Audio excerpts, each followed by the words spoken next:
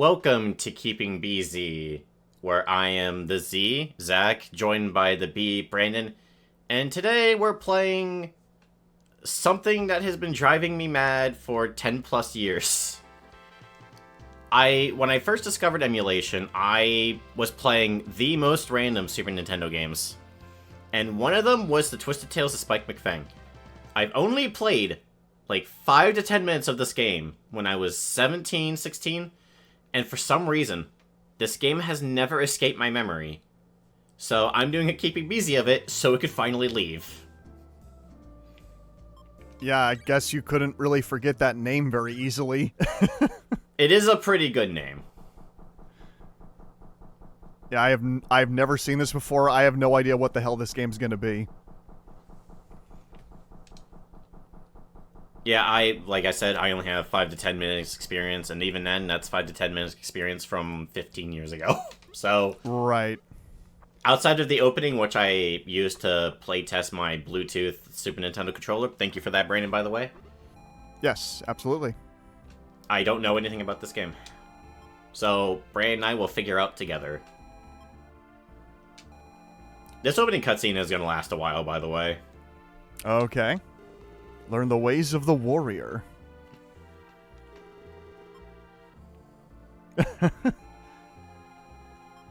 I like the writing in this cutscene. It just goes on a little bit too long. You couldn't have fit one more line in the text box.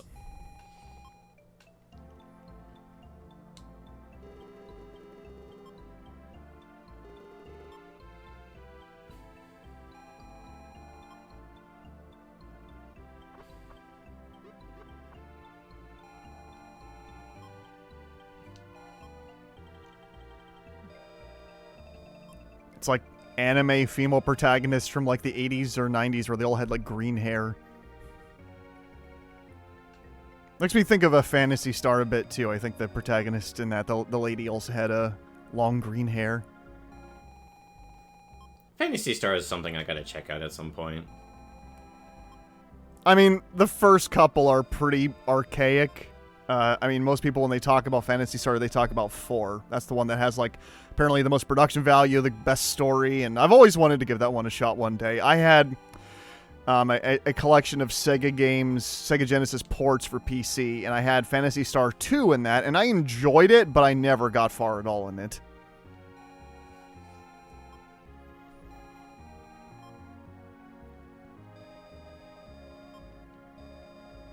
But it's a unique series. It combines like science fiction primarily instead of with some fantasy elements in there. I think it was, made intentionally as a counterpoint to, NX doing Dragon Quest. They're like, we're going to do something more sci-fi over here at Sega because we're cool. So this girl's yelling at us because we're doing a tutorial. Okay. And she doesn't want to wait around? Pretty much. Some bullshit's happening somewhere.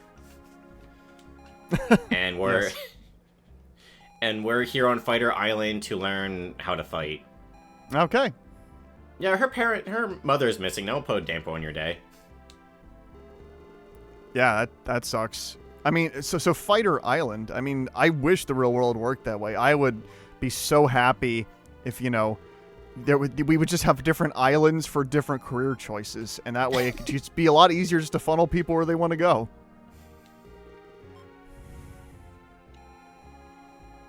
It would be annoying if you needed something specific and you'd have to take a boat everywhere, though. Yeah. Shit, my internet's not working. I gotta go to Comcast Island. And since everybody goes to Comcast Island, the internet sucks because everybody's using it. So I do kind of remember that we have a spin attack. If we spam the spinning attack, we get a bigger radius, but... Ooh! But it makes us dizzy, so you have to be careful how you use it. And we can also throw our hat in 8 directions. Take that, Mario Odyssey.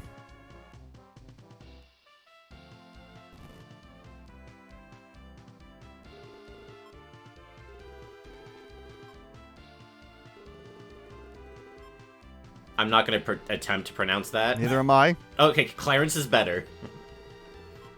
Yeah, okay, I'll go with Clarence. If I tried to pronounce the other one, I feel like I'd come off as offensive. Oh, there's a jump. I actually didn't know that.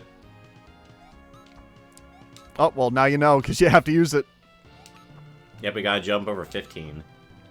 Yep, and we'll jump over all these logs, make it to the top, and we'll see Donkey Kong throwing all of them.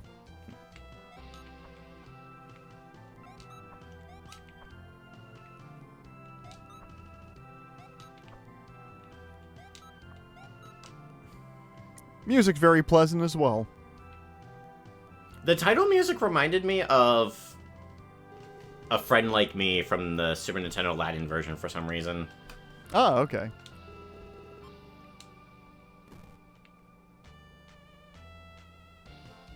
The next challenge. With a name like Spike McFang, Zach, admittedly, when I heard the title of this game, I expected some sort of side-scrolling platformer back in that era where everybody was trying to create a super cool platforming mascot. And you think of, like, those games on, like, PC, like Jazz Jackrabbit, or I forget the other one, but it was like a kid who rode on a skateboard and fired, like, a laser rifle, and I'm just like, that's what I think of when I hear Spike McFang. But no, it's like a pretty flamboyant-looking dude in, like, a top hat who just wants to be good at fighting. Also a vampire prince, if I remember correctly. Ah, interesting.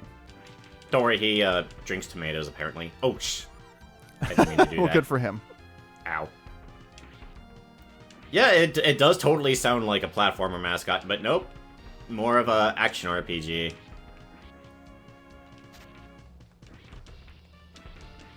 I do like the hat throwing mechanic, that's pretty cool. Although right now we're practicing our spin attack. Yeah. From what little I looked up about this game, apparently it's a really short RPG. Okay. Not that we're going to be playing it all in one video. I'm hoping to keep this to 30, 35 minutes at most.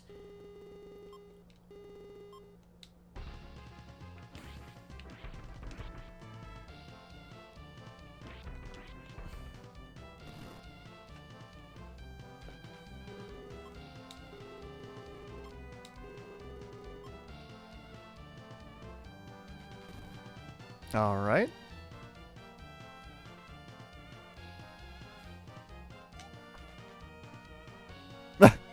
Just warped you to the other end. No, that's not how it's scripted. Okay, and they just kill us. Oh, all right. No. We've reached the top like in Tears of the Kingdom. Oh, I see. I still need to play that. Man, modern games have just no originality at all.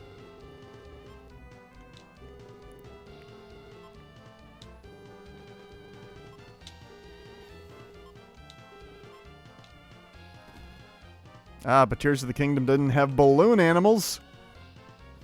Oh, that's right. It wants me to use the hat.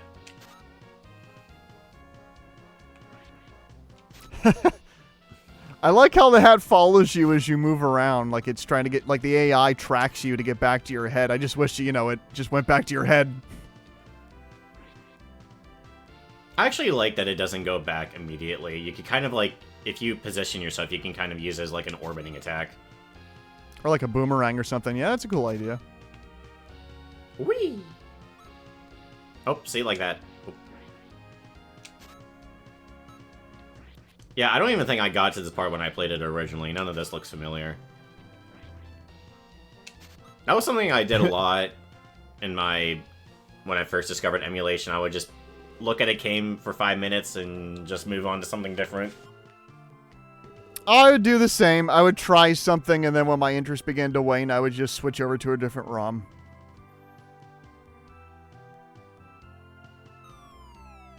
Oh. Jeez, this is a lot more action-packed than I expected it to be.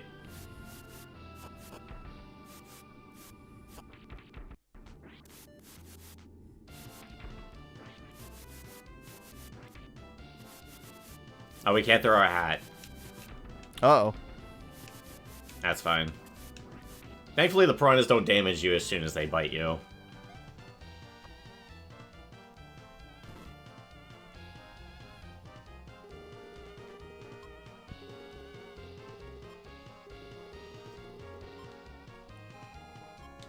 His magic cane.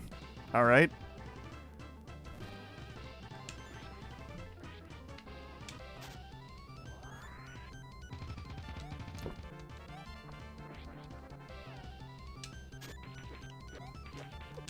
Oh boy.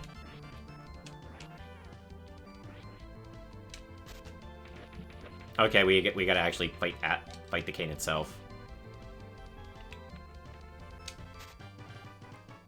So, setting up the hat toss is a little weird. You would think you would just aim in the direction that you're pointing towards on the D-pad, but no, he kind of, like, rotates in that direction. Oh, okay.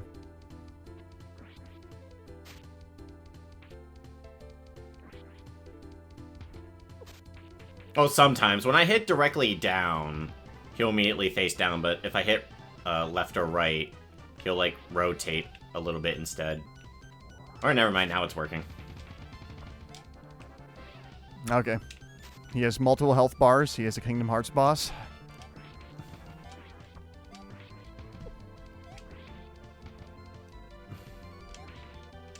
Someone should just mod over Sephiroth, secret boss in Kingdom Hearts 1, and just put the sprite of this cane. I mean, hey, Kingdom Hearts is on Steam now. It's true. You could do that. All right, there we go.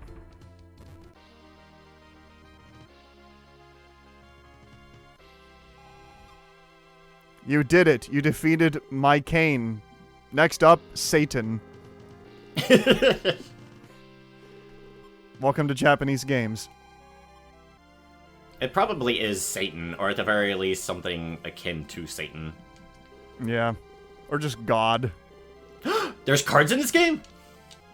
Oh, no. I didn't know, I swear. Okay, it's more like card tricks, like a magician, which makes sense. Yeah. So he's like a vampire magician? Something like that, I'm guessing. Okay.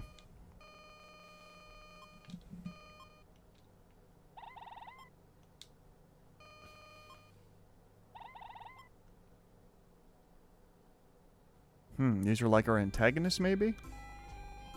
Something like that, or at the very least, setting up the first boss. Yeah.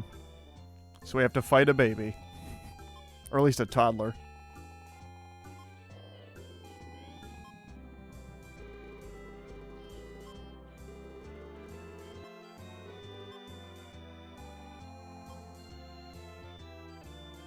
Okay, do we have a card trick yet? No, it doesn't seem like it. So, earlier, Bray and I were talking about emulation and, you know, the good old days of emulation, but it seems to be that Nintendo, along with a couple other companies, like Sega, I believe, is one of them, recently cracked down on Vimm's Lair, which was a great emulation site. I actually ended up finding a lot of games for keeping BZ through that site. But it seemed Nintendo found them out, and that's a shame. Yep. Little by little, they've been spiking at a lot of the big emulation sites and DMCAing them into oblivion. So that they can, you know, not re-release any of the games that are provided on those websites and just keep them in their stupid Disney vault forever. Man, it really is a good thing Nintendo's going after ROMs of games they don't care about anymore. Imagine, if you will, if somebody like me downloaded the Twisted Tales of Spike McFang. How is Nintendo going to make money? Right.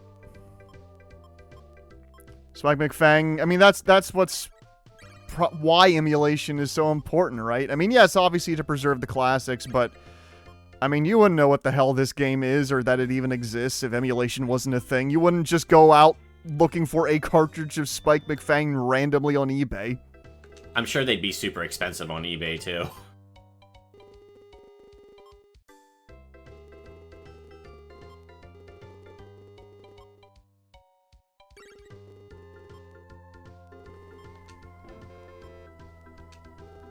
A bat card. Don't make the joke. Don't make the joke. Don't make the joke. I know exactly what you're thinking, Zach, and you shouldn't make the joke. Well, it's a good thing I didn't then. Oh, I have a time card. You can now get a dead-end job. Congratulations. I already have one of those. Now you can get a second one. Now I'm just imagining jobs as a gotcha. Oh, God. You can work at a grocery store. Again! You gotta go to Grocery Store Island. No, you can't have it because you already have one of those cards, so it just throws it out. And you have to spend $10 more to try your hand at another career. Can I at least fuse some of the grocery store gotchas I have and get like a 2-star grocery job instead? I wonder how, like, what the tier list looks like.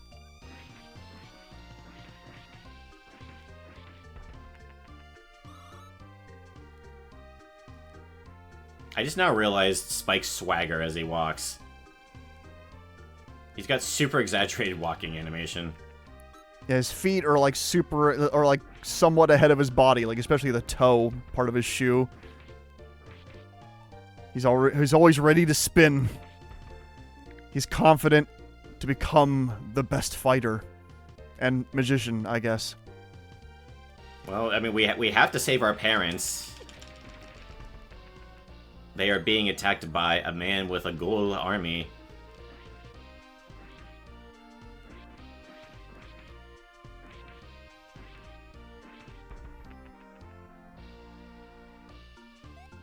Jump. There you go. Yep. Get that coin. Want that money. I feel bad killing these things. Oh, not really. It's a video game. Killer glove. I'm pretty sure that says clove. I just think that name's funny. That they just go for the word killer in like this 90s SNES game. Does that mean eventually, later on in the game, we're gonna go to a town of entirely pacifist gloves and get quests from them? Oh, I leveled up. It's Professor Steam.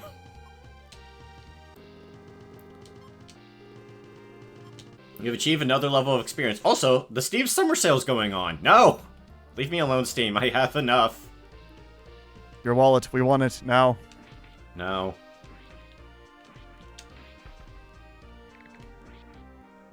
I mean, Professor Steam did give you another level of experience, but it's locked behind DRM. Oh, damn it! You gotta be always online. I'm clear. Already? I know, it's gotta be something different.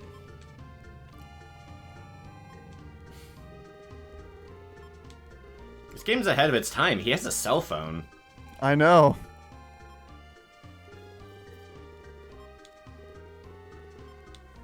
Yeah, it's from all that magician money. He was able to buy one.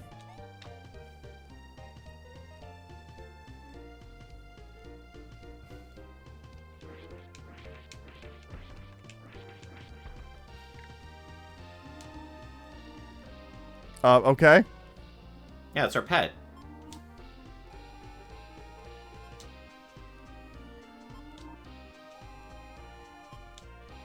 What's that, Timmy stuck in the well? Oh, no, a key, okay.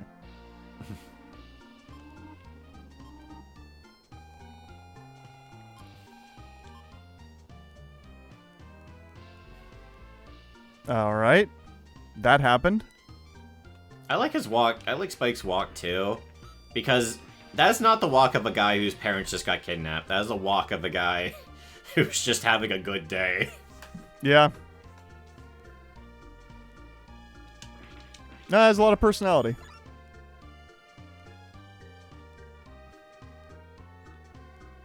I should be like Spike. I should walk like that. Well, I see the walk, and I feel like it's one of those walks where you want to edit in, like, squeaky sounds every single time he takes a step. If I wasn't too lazy, I would. Whoa. Yeah, that would be way too much. Man, zombies. We go from killer gloves to just full-on zombies. That spit fire? I don't remember that in the lore.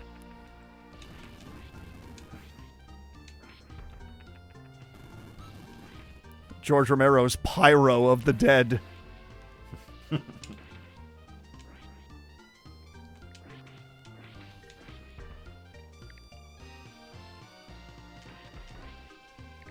Admittedly, I'm kind of rocking out to the song playing right now. I like it.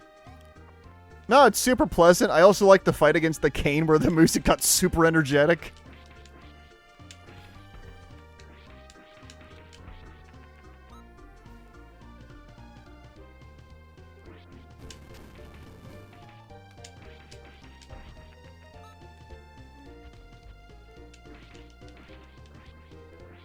Oh, right. Yeah, you want to use your cards at some point, I guess.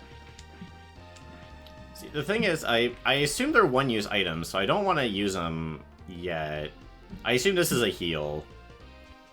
I assume this stops time, but I don't want to just use them willy-nilly. I don't know what the bat card does. Probably just, you know, like summons a swarm or something. Probably. I'm tempted.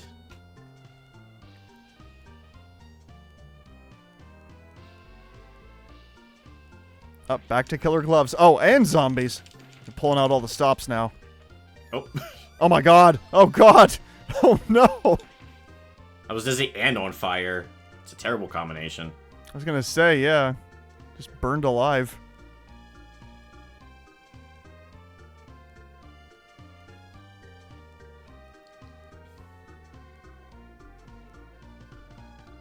Yeah, we started talking about emulation, then we got completely sidetracked. Yep. It is kind of a shame what's happening to emulation. Because, man, it's... Ever since I discovered it, it might be a little bit hyperbolic to say it changed my life, but I really do... Okay, thanks, jerk. Oh, wow. Oh no!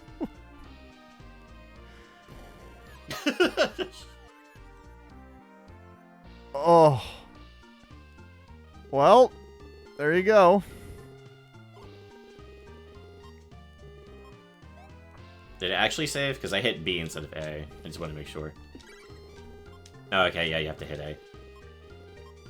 But yeah, like, without emulation, I wouldn't really get a chance to play the Twisted Tale of Spike McFang. I keep wanting to say adventure. No, I can hear it too. Yeah, I mean, a lot of classic games. Snatcher for the Sega CD. Good old Earthbound, Mother 3. A lot of games that a lot of people, including myself, never would have experienced on actual hardware because we didn't have the money at that age to go purchasing a Sega CD.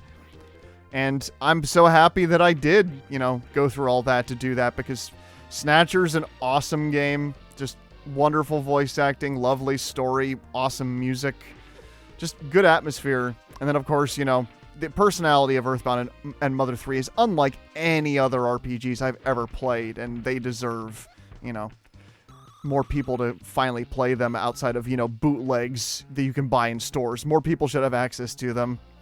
Which, yeah, Earthbound finally got that release on Nintendo's Wii U Virtual Console, and then, of course, on the Nintendo Switch Online. But where's Mother 3? You gotta bring Mother 3 in. I know it's a dark game, but come on. It's been years. I think audiences are ready for it. Or at least, you know, by Nintendo's estimations, I think audiences should be ready for it now.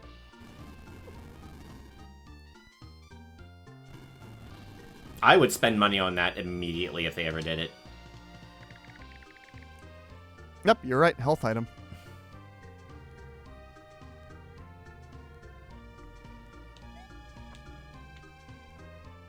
I like the controls, but I do not like Spike's jump. There is... Once you land, you don't move for a while. I see. But the jump does feel good. It's just the land part is weird.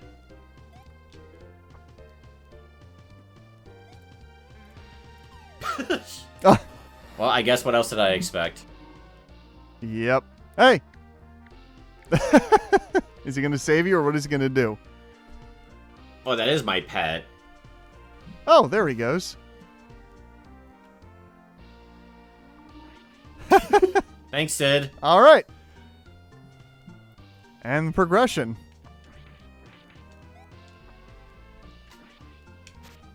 Oh, I forgot when you throw the hat, he launches backwards. So there's been 2 occasions so far in this game where you've made progress through scripted little cutscene events that are goofy and fun. Yeah, that's really neat. I did not expect that out of this. I expected just... Well, not that I really had any expectations when I first played this. Just the name attracted me to it. Yeah, so far this has been, like, really charming already. Oh, it's a new form of the Killer Clove.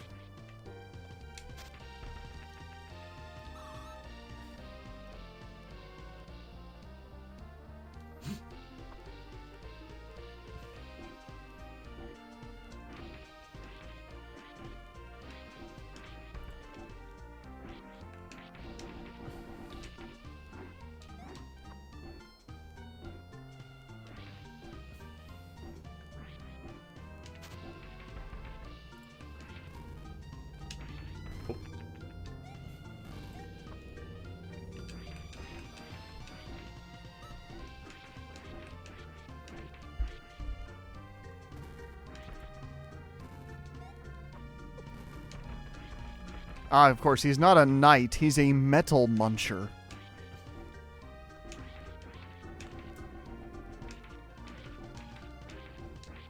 Though I guess if... Well, wait, no, I'm not convinced. If he's a metal muncher, wouldn't that be cannibalism?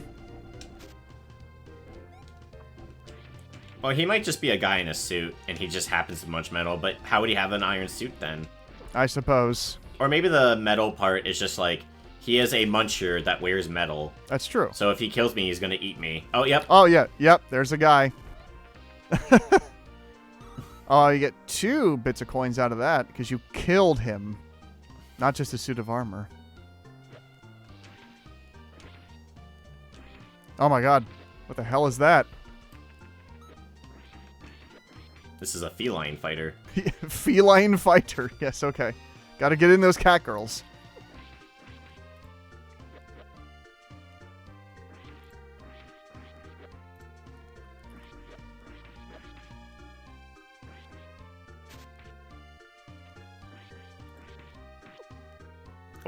Oh, I'm close to death.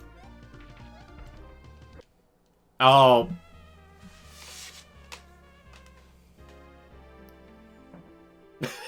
Oh, no. Well, I mean, you know, he has to go back in his coffin to rest because he's a vampire. So, Zach, do you know anything about the development of Spike McFang? I have no clue. Okay, so this came out originally in Japan in '93. Didn't come out here in the West until '94. So obviously there are some differences.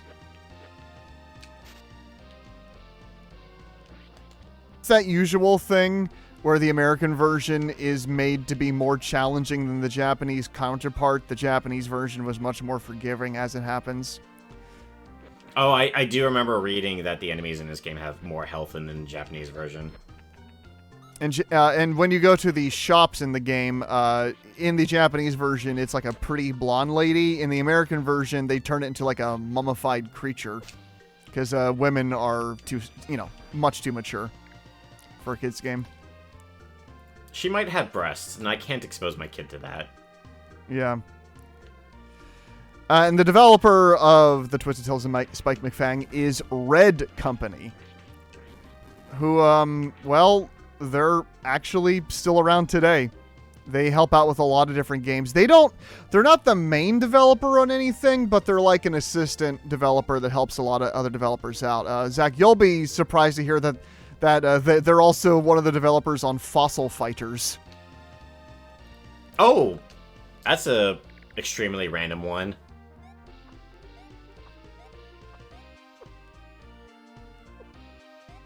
That does a lot of damage.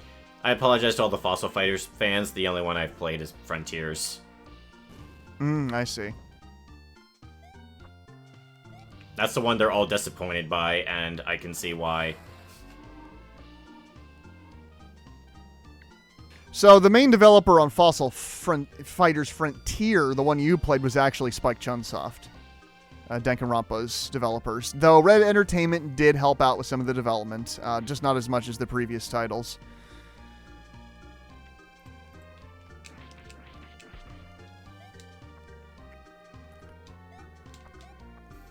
Okay, and they were also a developer that helped out with most of the Sakura Wars series.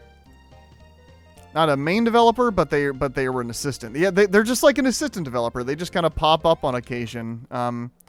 Their most recent game in the public eye that they actually developed fully by themselves and not assisting other people is a game called Our World Is Ended, which is a visual novel that came out in 2017 that I've sometimes seen while browsing shop spaces. It came out on the Vita, but eventually got like a Switch and PS4 and Windows port later down the line. I've always wanted to give the game a shot. I've just heard that it is very juvenile humor, but the story seems interesting.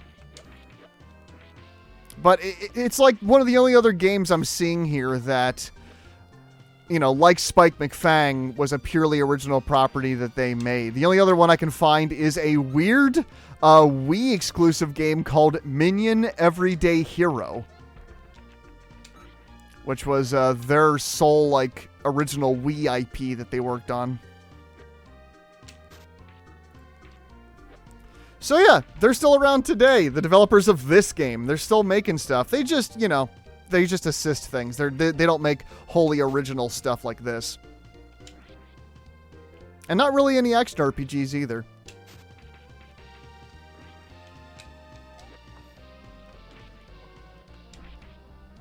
And I wouldn't be even tempted to look up any of this information if, you know, Zach didn't discover this game by finding it on emulation.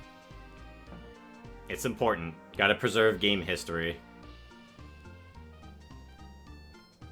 And I don't think anyone's going to ask why. I haven't ever seen anyone ask that question. Damn it. I feel like we should probably go over that quick. It's just cool. There is a deeper reason for it, but for me it's just cool to have some memory of this game, or some memory of these games. Have something that people could still play it and look back on it. You know, you'll never know when something will inspire a future artist. It doesn't even have to be specifically, like, someone might play a game and they may not even be specifically inspired to make a game. I keep forgetting. They might not even be inspired to make a game, but this might inspire someone to make a cartoon slightly inspired by Spike McFang. Because this has a very cartoony style, so I can see it. Yeah, absolutely. No, it just has it feels very intentioned. It felt like a product somebody cared about on this team, and they did their best to make a charming Super Nintendo game. It's their only release on the system as well. Okay, because I swear the thing with the big lion head, I swear I've seen that on another Super Nintendo game. Like, what's it called? I can never remember the name because it's weird. But that'll probably, once I remember it, that'll probably be another Super Nintendo game I do in the future. Oh, okay, I am wrong. They did make other Super Nintendo games, but none of the other ones came out in the US. They're all entirely Japanese exclusive. Okay, because, I'm thinking of, like, Soul something.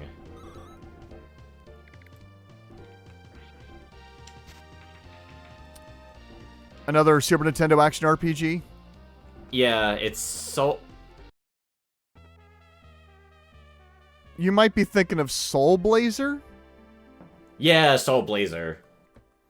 At least that sounds right. Let me look that up. Yeah, Soul Blazer came out in 92. Because I think that was a series of 3 games, but it's not like it's named Soul Blazer 1, 2, and 3. It's Soul Blazer... Terra... Yeah, because I don't even think they're direct sequels. I think they're just all made by the same company, and they're kind of... related. It's the same company, but yeah, it's Terranigma. That came out in 95. That came out 95. Didn't even get a U.S. release. It only came out in Japan and PAL regions. But yeah, that game I've always thought looked cool, Terranigma. And the developer is Quintet, who also did Illusion of Gaia.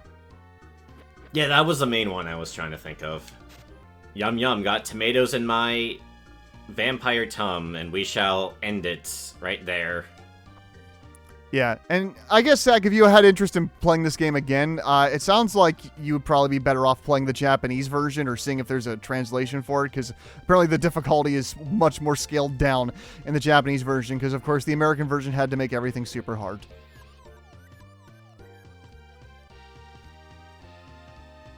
You know, because you can't have Blockbuster. The kids might rent it and then beat it. We want them to pay the full price for it. But that's the Twisted Tales of Zach McFang, and it looks cool. Yeah, thank you for joining me for it. Yeah, this was a lot more charming. But yeah, I could see what that one guy meant when he said that the enemies have a little bit too much health. I feel like those feline fighters should not have taken 80 hits. Yeah, exactly. Unnecessary. Play the Japanese version, provided there's a translation. Have a good night.